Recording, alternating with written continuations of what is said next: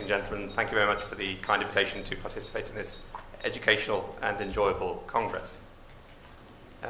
Acronyms get a bit confusing, so I thought at the outset I'd just remind you what ACST1 and what ACST2 are. ACST1 was the first trial randomizing asymptomatic patients to carotid endarterectomy versus no procedure. ACST2, which is the trial that we're currently recruiting to, takes similar asymptomatic patients but randomizes them to either surgery or stenting. And importantly, good medical therapy is used in both groups. The three key characteristics of the ACST trials are, one, they are randomized, and that avoids bias.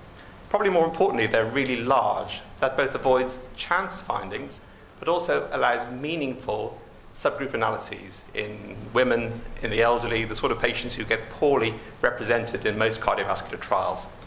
And finally, follow-up is really, really long, 10 years median follow-up. And that's important for asymptomatic trials, where we're really interested in the durability of the carotid intervention, not so much the 30-day procedural hazard. Well, standing in the cradle of civilization, or close to it, I thought we should look at some history of carotid trials. And there's a nice logical flow to this, which should appeal to the Greek mindset. Back in the 1980s, when I was still at school, people did trials on symptomatic lesions comparing surgery versus no procedure. Then the wheel turned and we moved on to asymptomatic patients, surgery versus no procedure. Then in the early part of this century, people looked at symptomatic lesions comparing the new technique of stenting versus surgery. And now we're at a point where we're looking at asymptomatic patients comparing surgery versus stenting. So a nice logical progression. So briefly looking at ACST1, surgery versus no procedure. 3,000 plus patients were randomized from over 30 countries. A few came from outside Europe, but this was largely a European endeavor and not a trial for the Eurosceptic. I hope Greece doesn't leave the European Union, and I hope the UK doesn't leave it as well, because it would make doing such trials much more difficult. And these are the sort of the headline results, the 5-year results of ACST1, which shows clear evidence of benefit associated with allocation to immediate carotid endarterectomy, a 6% reduction in the net risk of stroke. That's absolute risk reduction. Stroke risk falling from 12% to 6%. And this was highly statistically significant and consistent in lots of subgroups studied. Specifically, men and women both benefited. It was independent of the degree of stenosis, and it was present in most age ranges studied, apart from those over 75 at randomization. And that's because those over 75 simply didn't live long enough to buy back the peri-procedural hazard. ACST1 has spawned a lot of myths, and like sort of myths in ancient time, these myths have some grounding in facts, but don't really bear close scrutiny. Nevertheless, they are passionately held by people who believe them. My 4-year-old daughter believes fairies live at the end of our garden. I tell her they don't, but she still says they do. And one of the big myths about carotid intervention in the asymptomatic space is that medical therapy is now so much better that what we're doing is harming patients, not helping them. I do not believe this myth.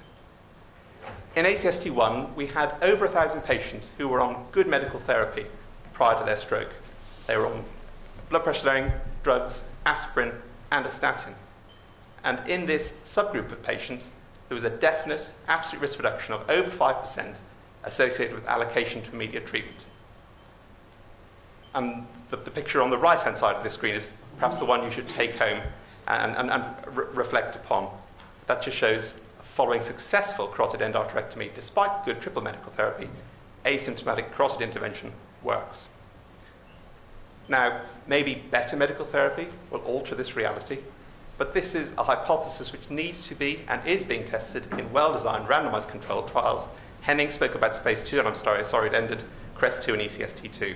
However, it is our contention that despite improvements in medical therapy, which really means better statin therapy, carotid intervention will confer a net benefit in selected patients.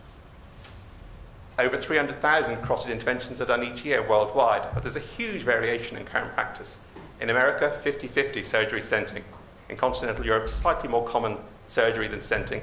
But in the United Kingdom, you're highly unlikely to get a stent. So how you get treated with your carotid disease depends more on the prejudice of the person you see in clinic rather than any evidence base. And this is clearly unsupportable in the modern world.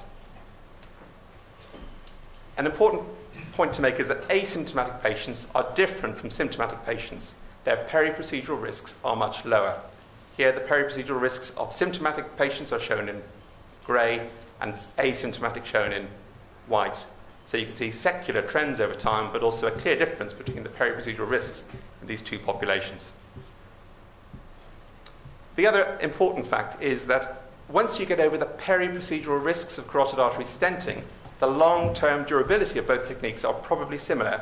This is long-term follow-up from ICSS, a randomized trial comparing stenting versus surgery in symptomatic patients. And the peri-procedural spike that Samira spoke about yesterday, that stenters really need to avoid. But once you get over that peri-procedural spike in adverse effects associated with stenting, the long-term durability of both procedures appear to be similar. Which leads us to ACST2, why we're doing it. So for patients with a carotid stenosis which has not yet caused a stroke, but who do require intervention, in the opinion of the treating clinician, which procedure is better in addition to good medical therapy, surgery or stenting? You need a tight carotid stenosis, no recent symptoms, some carotid procedure necessary. Both CEA and CAS need to be technically possible, and that eliminates the problem with crossover, which blighted the IMPROVE trial, but you need to be substantially uncertain as to which treatment is best. We've got 4.5 more years to go, and we're over halfway to our target of 3,600. As of this morning, we've randomized over 1,800 patients.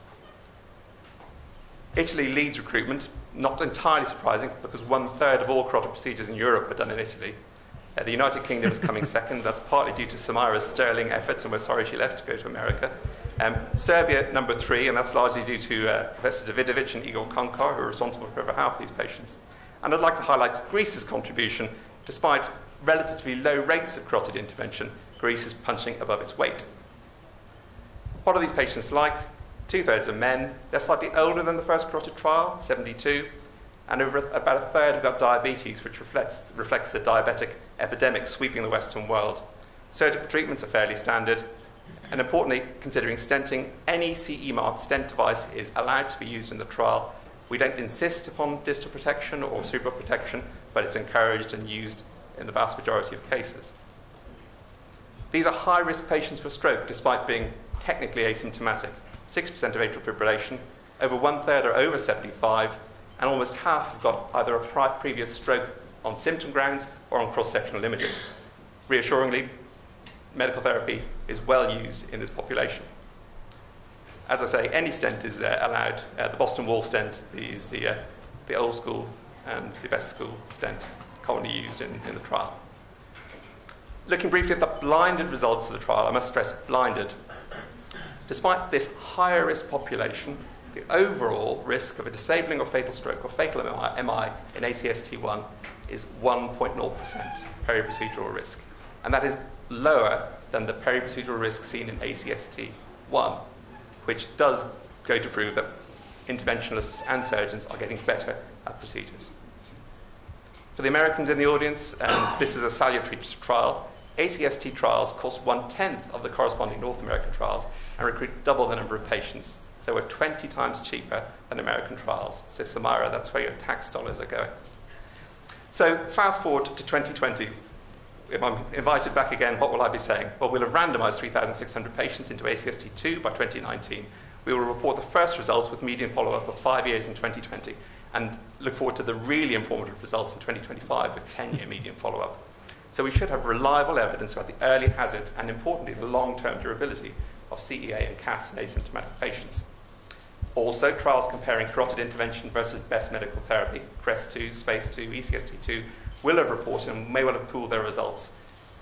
These trials are likely to show a continued role for asymptomatic carotid intervention in selected patients, and how best to intervene, stenting or surgery, will be the critical issue of the 2020s. Thank you very much.